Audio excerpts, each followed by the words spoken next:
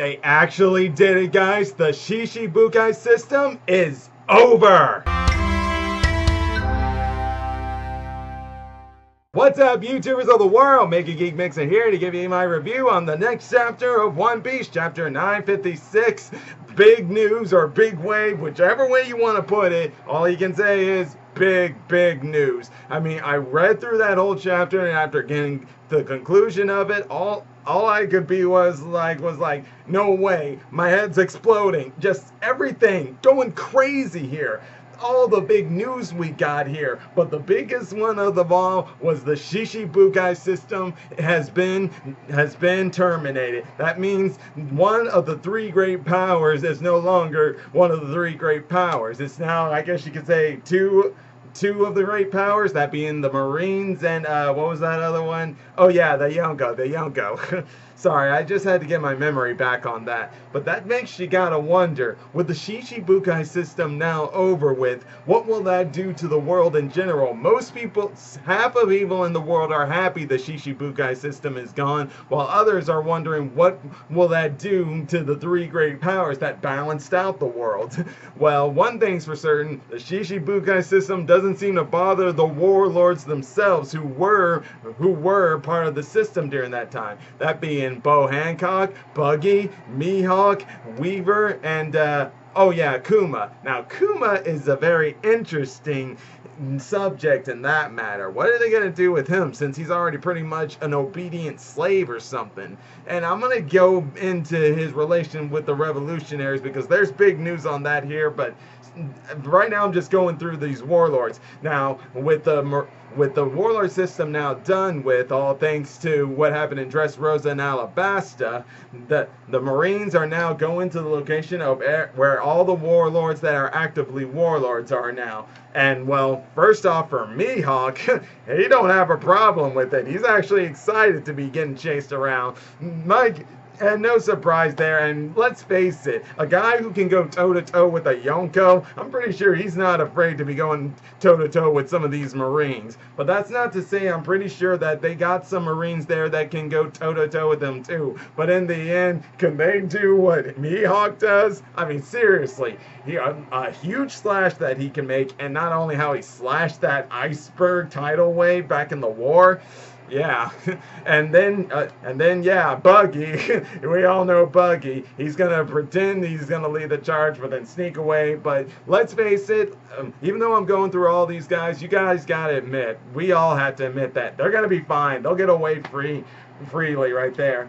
And even that Edward Weaver guy who thinks he's the son of Whitebeard, which I don't believe until I can get real confirmation there. And then Bo Hancock is confident in the Kuja pirates being able to take on the Marines too. But now let's go into what I was saying about Kuma earlier. And mostly, well, no, not mostly him, but mostly we all knew what happened to him all during the whole warlord system and everything, and what happened to him during the Reverie arc, or the Reverie, or whatever that arc was. But it was during that time we also learned that Sabo was trying to rescue him. Well, while we don't know exactly the fate of Sabo, they give us a hint with the tease of what's on the newspaper, and it's sounding like Sabo has been captured or he's dead. It's sounding more like he's dead, and all I gotta say is, no, that's not possible. I am not gonna believe that until I got real confirmation here, because let's face it, he finally comes back and then he dies off screen. No way. There's no way that's possible. No. I know, if I know Oda, there's no way he's going to let a major character like Sabo just die off screen like that. Not a chance at all. And oh yeah, one thing I almost forgot to mention about that related to the warlord system is Blackbeard. He was talking about how he's going to set sail now to go find something or someone before the Marines do. And that's my guess, where he's going to try to get one of the warlords he's looking for to join his crew. My guess is maybe Edward Weaver or Mihawk, but I'm gonna go with Edward Weaver, but Mihawk, nah, I know Mihawk, he won't go with Blackbeard right there. but still, the revolutionaries find out, and Makino and the mountain bandits over in Luffy's home island read the news, and they're sad, but Dragon's not going to be all that sad until, or worried until he gets full confirmation. But right now they can't even confirm it, because right now there's no telling if this news that's being reported is a lie or what, because you know how the newspapers have lied to manipulate civilians into getting them on their side over there in One Piece world and stuff.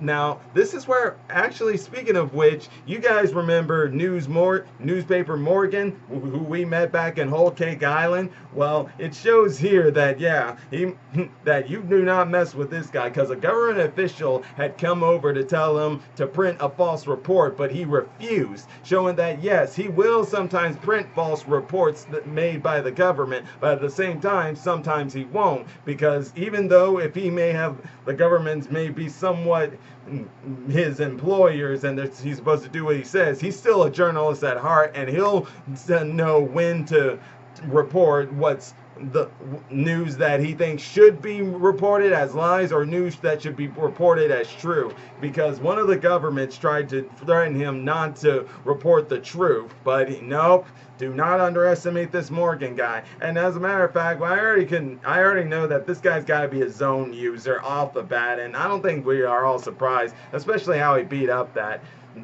government dude.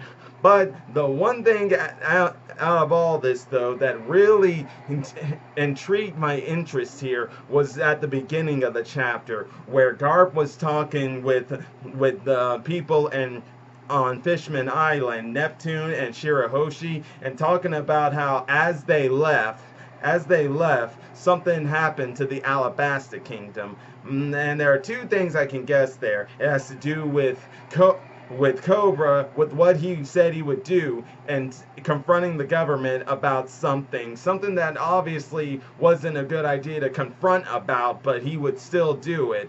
And also in the fact that that guy, the Ima guy, the one who's the big time leader of the entire world, even higher than, and even has the Allied Elder Stars serving under his command, he had Vivi's picture. And that right there are the two options, I think. It's this Ima guy and him kidnapping Princess Vivi, or it has to do with Cobra and his confrontation, or maybe it's both.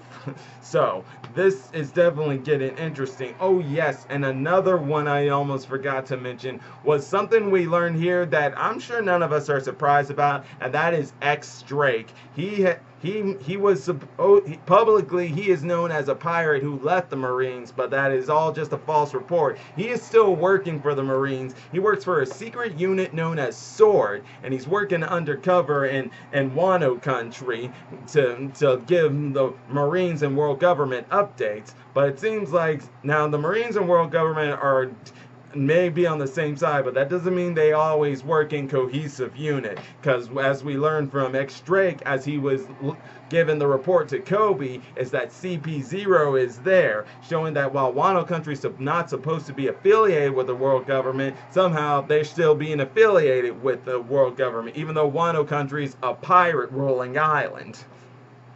But also, Kobe, wow. Okay, so first off, when we first saw Kobe, he was now a captain, but now we see him now, and he's a rear admiral? Whoa, that kid's moving up the ladder. And I'm going to think next time we see him, he's going to be vice admiral. Kobe, go for it, man, because I can't wait to see how strong, the full potential of how strong you got, and I know Luffy can either. I'm sure he's when he ever hears news about how you've ranked up and Rear Admiral and part of this special unit called Sword, he's going to be very proud of you, just as I'm very proud of you. Way to go, Kobe. But that was pretty much all that happened in this chapter here. The Marines are going after the warlords. News went out that something happened to Sabo, either captured or presumed dead. Blackbeard's after somebody. The news crow shows that he may be working for the government, but he'll still not listen to him from time to time. And we got a special Marines unit named Sword, which no doubt will play big roles later on down the line, maybe even in Wano. Yeah, man, there's just so much that happened. And yeah, Alabasta, what's going on that end? Oh boy, my head's just imploding with all sorts of questions. You see, we didn't really get much answers, we just really got teases. The only real confirmation we got here was the Warlord system has been terminated. And with it terminated now, one can only wonder what'll happen to the world. But definitely, guys, not a bad chapter. Got some good teases coming up that'll give us something in the future to keep looking at. And we'll still have more going on as we go forward. But no doubt, next chapter, we're going back to Wano. I think that's how it's going. When we open up with a new act, we build on the world building chapter, and then we go straight back to Wano with what's going on there, but I'm sure there's more to come. But in any case, guys, that'll be all for today. If you're enjoying my videos, all you gotta do is click that like button, subscribe to the channel, hit the bell icon to be notified when I make more videos, and until then, MegaGeekMixer signing out. Bye!